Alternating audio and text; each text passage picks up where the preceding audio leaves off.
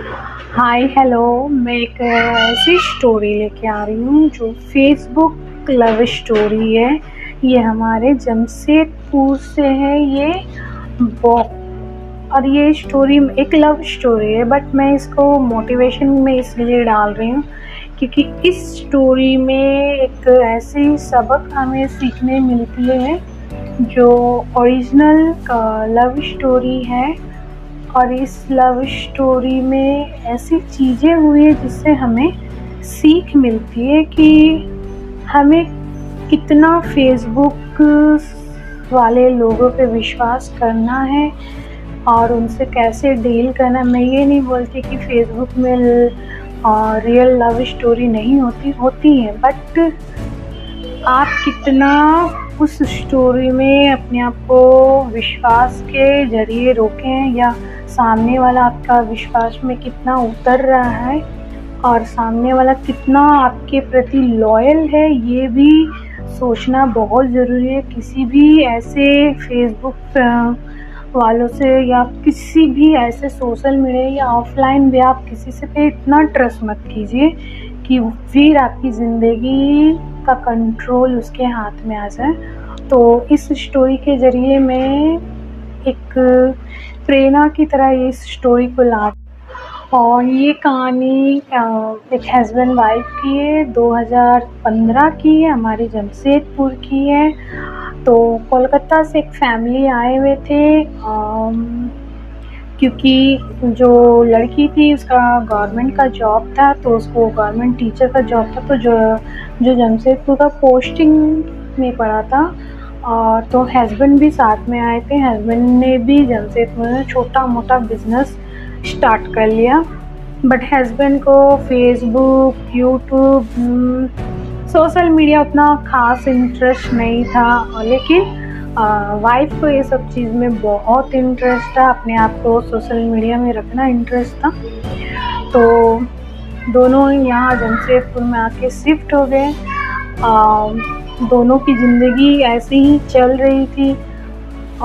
Husband wife में कुछ अच्छा बनता नहीं था बिकॉज शादी के 3-4 साल हो चुके थे, तो नो फैमिली प्लान, तो कुछ प्रॉब्लम, तो दोनों के बीच में अंडरस्टैंडिंग थोड़ा डिस्टर्ब हो रहा था। तो दोनों एक दूसरे से कट के रहते थे, एक दूसरे से उतनी बात करते थे जितना बात करनी होती थी। उसके बाद वो अपने रूम में रहता था, ये अपने रूम में। इसी तरह समय बीतता गया, समय आगे बढ़ता गया। और टीचर अपने स्कूल से आने के बाद यूट्यूब में एक फैमिली ब्लॉग करके ब्लॉग बनाई थी।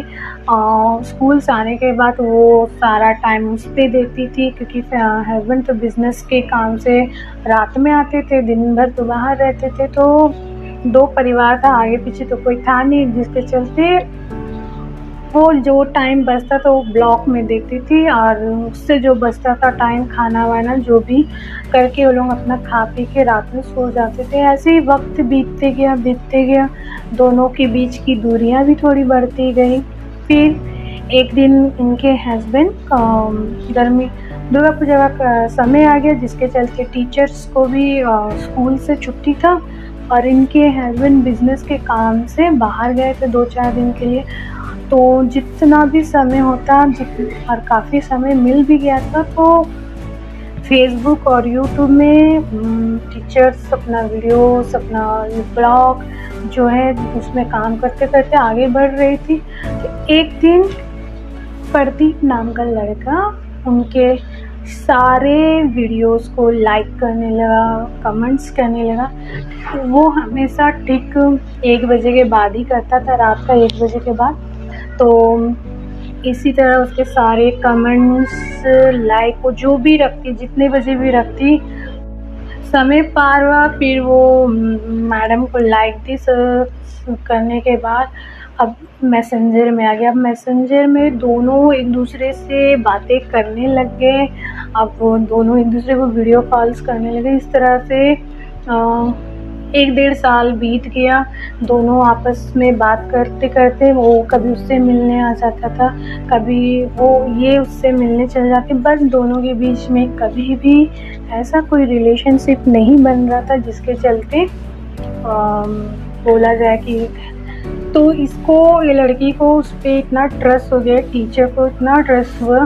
तो फिर एक दिन प्रदीप बोला कि अब हमारे रिलेशन को 1.5 साल से ऊपर हो रहा है, अब हम शादी कर लेते, बिकॉज़ तुम्हारे हस्बैंड के साथ तो तुम्हारा फैमिली प्लान नहीं है। तो उसने उसको डिवोर्स दिया, डिवोर्स भी नहीं दिया, बस डिवोर्स का बात चला। तो वो वहाँ से चली गई। वहाँ से चले जाने के बाद प्रदीप के साथ वो कलकत्ता आ गई, फिर प्रदीप के साथ मंदिर में शादी किया। फिर 1 डेढ़ महीना उनके बीच सब कुछ सही था, 2-3 महीना अच्छा से सब कुछ चल रहा था।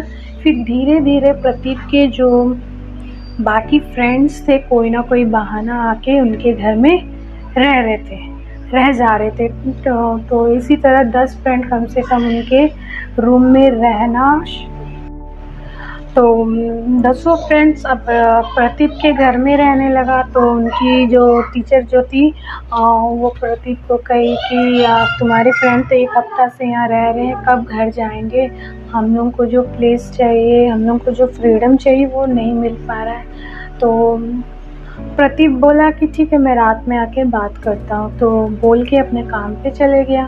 फिर जब रात हुआ, खाना वाना खा ले, सोने का टाइम, अब प्रदीप का असली चेहरा दिखने वाला था। तो प्रदीप और उनके जो 10 फ्रेंड है वो सब मिलके बारी-बारी इनके साथ ज़बरदस्ती का रिलेशन बनाना स्टार्ट कर दिया। अब ऐसे ही करके कम से कम 1.5 साल तक ऐसे ही चलता रहा। टीचर को कुछ समझ नहीं आया। जब प्रदीप से कुछ बोलती तो प्रदीप और उसके फ्रेंड्स उसको इतना मारते पीटते। सुबह नॉर्मल ही रहता है, सब कुछ नॉर्मल रहता है, लेकिन रात में सब हैवान बन जाते थे। जिसका जो मर्जी, जिसका जैसा बिहेवियर करते थे इनके साथ। तो टीचर बहुत परेशान, बहुत बार सुसाइड करने का भी कोशिश की, बट नहीं कर पा रही थी। तो एक दिन बोली अब नहीं हो पाएगा करके उसने एक ऐसा डिसीज़न लिया जिसके चलते वो वहाँ से निकल पड़ी। तो उसने किया था ऐसा, फिर टीचर ने रात के खाने में चूहा मारने का दवाई थोड़ी मात्रा में दिया और दे के और ये लोगों को खाना खिला दी, ताकि ये लोगों को कुछ ज़्यादा जान वान वाला प्रॉब्लम ना हो। सिर्फ उस टाइम रात में उन लोगों को इतनी बेचैनी और इतनी ये हो सके कि जिससे ये आराम से वहाँ से निकल पाए। तो उसने वैसा करके वो वहाँ से निकल गई। किसी तरह से वो जमशेदपुर फिर से आ गई। फिर उसने अपना केस दर्ज किया। तो उसमें उनमें से कुछ बड़े पार्टी के लोग थे जिसके चलते ये केस दब गया था। फिर उन सारे लोगों को रिहाई मिल गई थी। तो फिर वो अपने हस्बैंड को सारा चीज़ बताया। उसके हस्बैंड ने ना बोल दिया, बोले अब तुम्हारे साथ हम नहीं रह सकते, सॉरी। फिर उनके परिवार वाले भी उन्हें अपनाने से मना कर दिए। तो अब वो अकेले अपनी ज़िंदगी में रह रही है, अपना अकेले जीवन जी रही है। तो मैं इस स्टोरी को इसलिए आप लोगों के बीच लाई हूँ कि फेसबुक में जो दिखता है रियल लाइफ में वो होता नहीं है। और रियल लाइफ में कभी-कभी ऐसा लगता है कि हाँ, ये बहुत लॉयल बंदा है, ये कभी नहीं कर सकता, फिर भी ऐसा।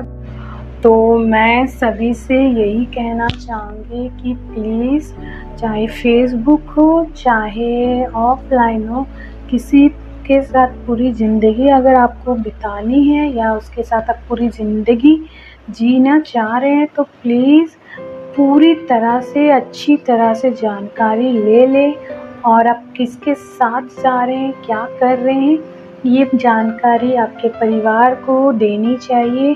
और कभी भी बिना बोले कहीं भी किसी के साथ अपना लाइफ बनाने के लिए मत निकलिए, क्योंकि जो आपका लाइफ बनाएगा वो आपके परिवार के बीच में आके खड़ा होके आपके साथ रहेगा, आपका हाथ थाम के ले जाएगा।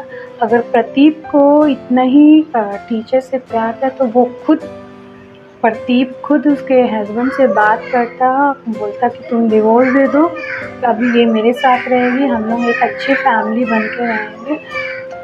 जो लॉयल होता है, जो ऑनेस्ट होता है, वो कोई भी सिचुएशन हो सामने खड़ा होके फेस करता है। तो अगर आपको कोई सिर्फ आपके फ़ोटोज़ को लाइक कर रहा है या आपको सिर्फ रात का 12 बजे के बाद ही मैसेज कर पाता है, तो प्लीज़ एक बार सोचिएगा। कोई भी डिसीज़न लेने से पहले एक बार सोचिए कि आप कर क्या रहे हैं।